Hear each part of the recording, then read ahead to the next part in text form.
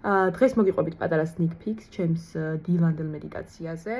იმიტომ რომ ბევრს გაინტერესებს ზუსტად რაში გვეხმარება მედიტაცია და ზუსტად რა პრინციპებით გვეხმარება და მგონია რომ ამის კარგი მაგალითია. მოკლედ ჩვეულებრივად გავიღვიძე გადავჯექი სკამზე, დავიწყე მედიტაცია და ზოგადად არ მიჭირს ხოლმე ესე რომ ფოკუსირდე ან მანტრაზე ან სუნთქვაზე, მაგრამ დღეს რაღაცნაირად განსაკუთრებით გამიჭირდა, იმიტომ რომ მახსენდებოდა რაღაც ძალიან რენდომ მომენტები გუშინდელი დღიდან. გუშინდელი ლექციიდან ამომიტივტივდა რაღაც მომენტები, მე რაღაცა ვიდეოები გამახსენდა, რომლებიც უბრალოდ ვნახე.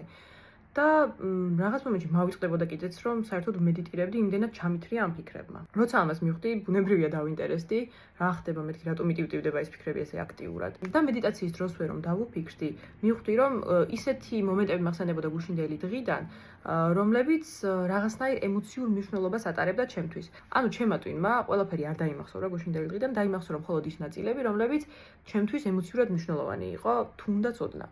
როდესაც ტვინი ასეთ ემოციურ ფიქრებს იმახსოვრებს, ეს ფიქრები ტრიალებს და ტრიალებს ჩვენს ქვეცნობიერში, ამუშავებს ამ ფიქრებს და რაღაცნაირად იხვევა ჩვენს გონებაში. და მედიტაცია ზუსტად ამიტომ არის მნიშვნელოვანი, რომ იქმნება რაღაცა სივრცე, სადაც ამ ფიქრებს ეძლევა საშუალება, რომ გადამუშავდეს და გამოთავისუფლდეს და აღარ დააწვეს ტვირთად თუნდაც ჩვენს ნერვულ სისტემას, ან შეიძლება კოგნიტურ შესაძლებლობებსაც კი რაღაც შემთხვევებში.